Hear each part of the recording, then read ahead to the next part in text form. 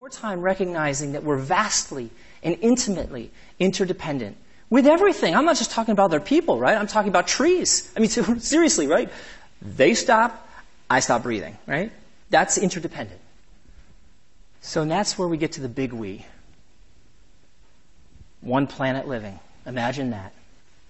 One planet living. For history, we've had all these isolated, local, sustainable solutions to life, right? People in these isolated valleys, you can imagine all these stars, right? Isolated valleys, figuring out, oh, this is what we should do. Oh, let's write a song about that. Okay, now we dance around the campfire and that does something, and that's really cool for us because it makes us socially connected, which makes us able to, harvest the grapefruit or something, okay? All of that wisdom, for most of human history, was created in isolation and kept from each other, just, literally by geographic isolation. So too were the failures. Last couple hundred years, we've had a couple cultures take over. And what does that do? It dims the rest. It makes them extinct, or it makes them pale by comparison, right? Well, what are those cultures? They don't know anything. I want to tell you a really chilling story. North Africa, long, long time ago, a group of people who cut down all their forests. And what did they do with their forests? They built the greatest navy up until that point that the world had ever seen.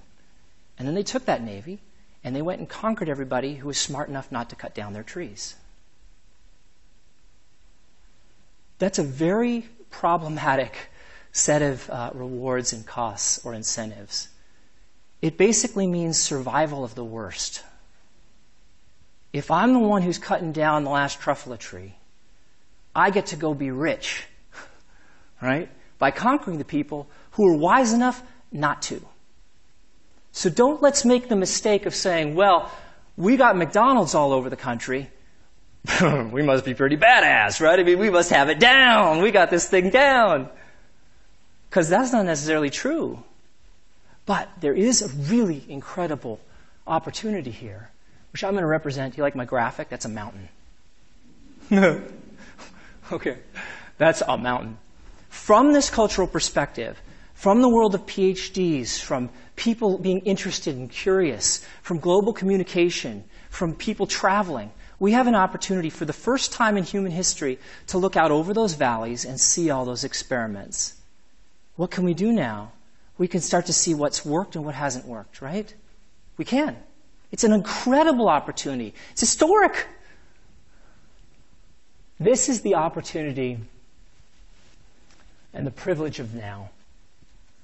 We need a science of this, says Donald. This is a voice of one. We need a science of this. This is what we need. You could say it's a science of us. I want to give you a little model. People heard about the open source ecology? How many people have heard about it? Great, just a couple people. Open source ecology, its goal is to develop a global village construction set. Okay? What is that? It allows for the easy fabrication of the 50 industrial machines needed to build a small, sustainable civilization with modern comfort. Okay? It is open source, modular, do-it-yourself, low-cost, high-performance platform. And their goal? It is a repository of published designs so clear, so complete, that a single burned DVD is effectively a civilization starter kit. Open source. Talking Linux, right? We're talking about people doing it because they love it. And because it's exciting to do this. But, hello. We can all geek out a little bit too much on the hardware, I think, especially as a psychologist. I want to point this out. Because there's people involved in civilization last time I checked. So we also need software, not just hardware. And what an equivalent project would be is understanding the necessary and sufficient social and emotional technology that makes it possible for people to cooperate peacefully in living a life of sustainable well-being.